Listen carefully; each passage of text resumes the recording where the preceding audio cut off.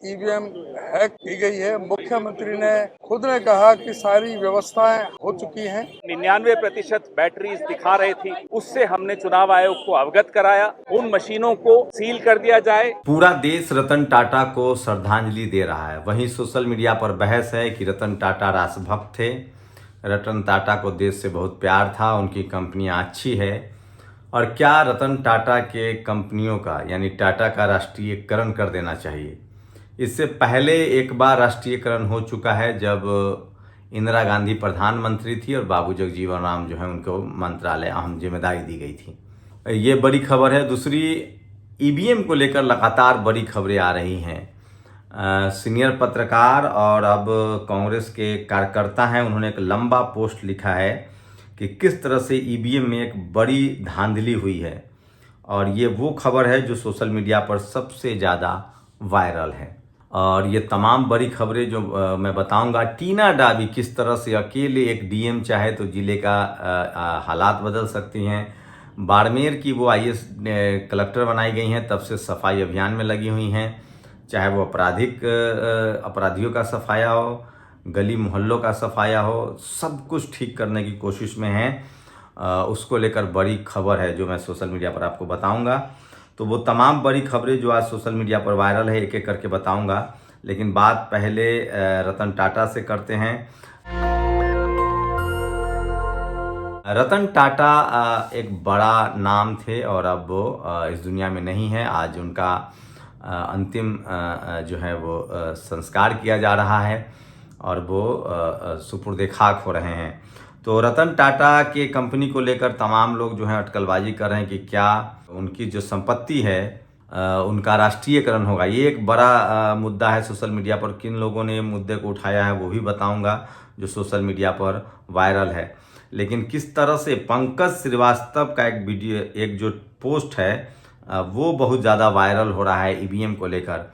हरियाणा में जिस तरह से चुनाव को लेकर वो जोड़ते हैं कि किसी भी लोकतांत्रिक देश के लिए सबक है और चुनाव आयोग पर वो कुछ सवाल पूछ रहे हैं। हरियाणा में बीजेपी सचमुच जीती हो, धांधली के तमाम आप गलत हो, लेकिन चुनाव आयोग को यह स्पष्ट करना चाहिए कि तमाम जिलों में दूसरे राउंड के बाद आई ईवीएम की बैटरी 99% चार्ज कैसी थी। पोस्टल बैलेट से लेकर 2 राउंड तक जो गिनती में कांग्रेस 70 सीटों तक पहुंच गई थी, अचानक वह लुढ़की कैसे? ऐसा क्यों हो सकता है कि शुरुआत में कांग्रेस के पक्ष में वोट करने वाली जनता मतदान के लिए 2 घंटे बाद बीजेपी के लिए वोट डालने लगी हो? यह पहली बार हुआ है कि संचार माध्यमों ने अपने स्रोतों से रुझान देना बंद कर दिया। आखिर क्यों 2 घंटे तक इलेक्शन कमीशन की वेबसाइट पर आंकड़े स्थिर रहे? इसका कारण क्या था? इस बीच सारे समाचार माध्यम उसकी ही वेबसाइट के आंकड़े दिखाते रहे, उनकी क्या मजबूरी थी? तो ये सबसे बड़ी खबर है। कांग्रेस की तुलना में महज 0.06% वोट ज़्यादा होने से बीजेपी को 30% सीटें बढ़ जाए, या कैसी सेफोलॉजिस्ट के गले नहीं उतरता है। तो ये वो बड़ी खबर है जो सोशल मीडिया पर लगातार वायरल है। और मैं इसलिए कह रहा हूँ कि सोशल मीडिया ही सच्चा मीडिया है, सोशल मीडिया ही बहुजन मीडिया है। वहीं दिलीप मंडल भी लगातार बीजेपी की तरफ से उनका पक्ष रख रहे हैं। ये बेवकूफ़ी भरा राजनीतिक विश्लेषण है कि तीसरे नंबर वाला कैंडिडेट न होता तो उसका सारा वोट कांग्रेस को मिल जाता, उसके वोट पहले नंबर वाले को भी तो जाएंगे। पत्रकार फालतू बात बहुत करते हैं, चुनाव विश्लेषण नहीं आता है मत करो, जरूरी थोड़ी ना है कि हर काम करना है। तो जिस तरह से तमाम विपक्षी दलों को, कांग्रेस और बीजेपी के अलावा तमाम दलों को लोग बी टीम कहने लगते हैं, उसको लेकर दिलीप मंडल ने ये बात कही है। दिलीप मंडल लगातार कांग्रेस के पुराने पाप याद दिला रहे हैं और बीजेपी को वो हरियाणा में जिताने में सफल भी हुए हैं। खासकर दलित समाज, पिछड़े समाज के वोट को एकजुट करने में दिलीप मंडल की भूमिका रही है। पहले वो सरकार के खिलाफ लिखते थे, अब वो सरकार के साथ हैं और विपक्षी दल कांग्रेस के तमाम 60 साल के कामों को बता रहे हैं। यादव किसके वोटर? हरियाणा के अहिरवाल के 4 जिलों में यादवों ने कांग्रेस को 1 सीट नहीं जीतने दी। यादवों के बारे में मीडिया का मिथ है कि वे बीजेपी के विरोधी हैं। मीडिया वाले भूलते हैं कि ब्राह्मण, ठाकुर से लेकर तमाम ओबीसी जातियों के लोगों ने भय या लोभ के कारण धर्मांतरण किया। यादव जाति ने धर्मांतरण नहीं किया, हिंदुओं की एक सबसे टिकाऊ जाति है। नरेंद्र मोदी की सरकार में यादव प्रतिनिधित्व सर्वोच्च स्तर पर पहुंचा है। केंद्रीय मंत्रिपरिषद में इतने यादव मंत्री इतिहास में कभी नहीं रहे। ये सभी काबिल होने के कारण मंत्रिपरिषद में है, जाति के कारण नहीं। मोदी सरकार में अब तक सर्वाधिक 4 यादव मंत्री हैं। भूपेंद्र यादव, अन्नपूर्णा देवी कैबिनेट मंत्री हैं।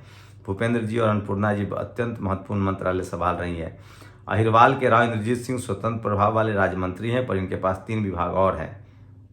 इनके ऊपर कोई कैबिनेट मंत्री नहीं है, तो इनके कैबिनेट मंत्री ही समझिए। नित्यानंद राय बेहद महत्वपूर्ण मंत्रालय के में राज्य मंत्री हैं।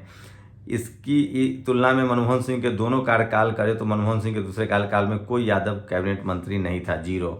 मनमोहन सिंह के पहले कार्यकाल में सिर्फ एक लालू यादव कैबिनेट मंत्री थे, पर दूसरे कार्यकाल में लालू जी को बाहर फेंक दिया गया, जबकि वे जीत कर आए थे। पहली सरकार में सिर्फ एक यादव राज्य मंत्री थे। तो जैसा कई बार दिखता है वैसा होता नहीं है। बीजेपी ने डॉक्टर मोहन यादव को मध्य प्रदेश का मुख्यमंत्री बनाया है। मोदी ने इस बात की परवाह नहीं की कि कौन सी जाति बीजेपी को कितना वोट देती है, नेता को ऐसा ही होना चाहिए। अफसरशाही की बात करें तो जिस जगह में सबसे ज़्यादा प्रोजेक्ट है वहाँ भी सरकार ने एक यादव अफसर को बैठाया, क्योंकि वो सबसे योग्य हैं, मित्र हैं, इसलिए नाम नहीं ले सकता। यूपी के अलावा सभी जगह यादव वोट या तो बीजेपी को मिलता है या फिर विभिन्न दलों में टूटता है, बिहार में भी। तो दिलीप मंडल लगातार इस तरह से लिख रहे हैं, चुनाव विश्लेषण। हरियाणा और जम्मू कश्मीर चुनाव में मेरे लिए सबसे महत्वपूर्ण नतीजा जम्मू क्षेत्र से आया है। जम्मू इलाके की सभी 11 सीटें हिंदू बहुल है और इनमें से एक भी सीट कांग्रेस नहीं जीत पाई। ये प्रमाण है कि कांग्रेस अब मुस्लिम पार्टी बन चुकी है। कांग्रेस के भाग में बहुत लंबे समय विपक्षी पार्टी बने रहना है। 80% हिंदू बहुल देश में कांग्रेस के लिए खतरे की घंटी है। अगर हिंदू कांग्रेस को वोट नहीं दे रहा है तो उसे आत्मचिंतन करना चाहिए। जम्मू इलाके में 11 में से 10 सीटें बीजेपी जीत गई, एक निर्दलीय ने जीती है। तो दिलीप मंडल मुद्दों को रोस्ट कर रहे हैं और वो बड़ा मुश्किल है, और एक अकेला दिलीप मंडल जो है वो तमाम पत्रकारों पर भारी पड़ रहे हैं। पहले जब वो सरकार से सवाल पूछते थे तो टीवी अखबार के तमाम पत्रकारों पर भारी पड़ते थे और अकेला उन्होंने बीजेपी के खिलाफ लिखना शुरू, बीजेपी को मुश्किल में डाल दिया था और SC ST OBC के लोग बीजेपी के खिलाफ हो गए। और अब धीरे धीरे दिलीप मंडल को ये जिम्मेदारी दी गई है शायद, अब वो धीरे धीरे SC ST OBC को कांग्रेस के खिलाफ कर रहे हैं। लेकिन अभी भी दिलीप मंडल सपा, बसपा, RJD, JDU के खिलाफ, तमाम बहुजन दलों के खिलाफ नहीं लिख रहे हैं। बस सपा से उनकी एक ही सवाल है कि आपने पदोन्नति में आरक्षण क्यों खत्म किया। UPA 2 में एक भी यादव कैबिनेट मंत्री नहीं था। UPA 1 में एक थे जिन्हें कांग्रेस ने जिंदगी भर के लिए निपटा दिया। मोदी सरकार में 2 यादव कैबिनेट मंत्री, एक स्वतंत्र प्रभाव वाले और एक अन्य यादव राज्य मंत्री हैं। सामाजिक न्याय एवं हिस्सेदारी कांग्रेस के लिए सिर्फ चुनावी नारा है। और आज मुलायम सिंह यादव की पुण्यतिथि है, उनको लोग याद कर रहे हैं। सोशल मीडिया पर ये भी खबर वायरल है। और ये शख्स है वाजिद खान। वाजिद खान को पुलिस ने डिटेन किया है राजस्थान में। और ये देखिए अजमेर पुलिस ने दी है खबर, उक्त युवक को डिटेन कर लिया गया तथा अग्रिम कार्रवाई की जा रही है। किस मामले में डिटेन किया गया अभी पता नहीं है, लेकिन वाजिद खान को लेकर सोशल मीडिया पर लोग लिख रहे हैं कि आप उनकी मदद कीजिए। 151 के तहत चालान का डिटेन कर लिया है, लेकिन अब खबरें आ रही हैं कि उनके खिलाफ गंभीर धाराएं लगाई जा रही है। अगर आप वाजिद के लिए खड़े नहीं हुए तो कल आपके साथ होने वाला कोई नहीं होगा। वाजिद खान को लेकर सोशल मीडिया पर ट्रेंडिंग है जो चला। और रतन टाटा के मरने के बाद टाटा कंपनियों का राष्ट्रीयकरण हो जाना चाहिए। नितिन मिश्रा सुप्रीम कोर्ट के वकील हैं। EVS को मेरिट कट ऑफ में बिहार इतिहास रचती है। सोचिए, इकोनॉमिक वीकर सेक्शन 15 नंबर पर पास हो रही है, जबकि OBC 29, BC 30।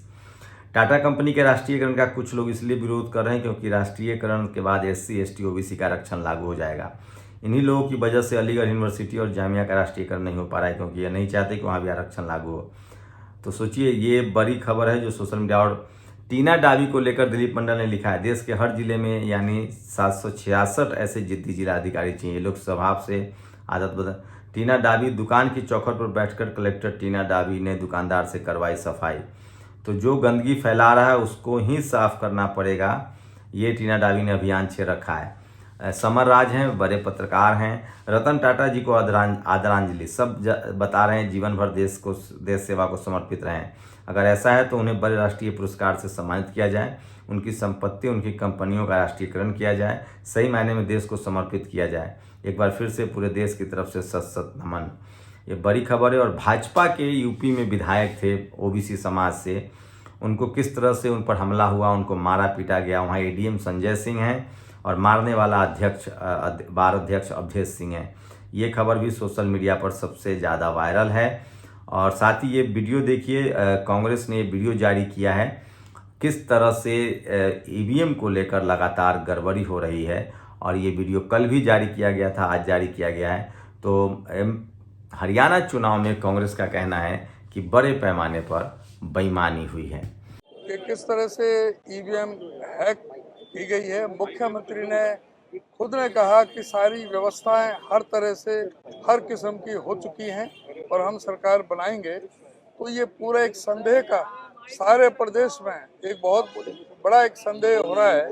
और जिस तरह से 99% बैटरी हो नहीं सकती जो उसमें हुई है, वो एक बहुत बड़ा संदेह का कारण बना हुआ है कि ये ईवीएम इसमें हैक हुई है। जो 99%, 95%, 90 से जो अबव है, उनमें सबसे ज्यादा उनमें ही बीजेपी का सारा हुआ है।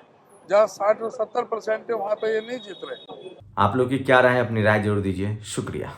नेशनल दस्तक की आपसे गुजारिश है कि अगर इसको बचाना चाहते हैं तो नेशनल दस्तक को सब्सक्राइब करने के लिए रेड कलर के सब्सक्राइब बटन को दबाएं, फिर बेल आइकन की घंटी दबाएं। नेशनल दस्तक को बचाने के लिए बहुत जरूरी है कि हर खबर को शेयर करें, लाइक करें, कमेंट जरूर करें।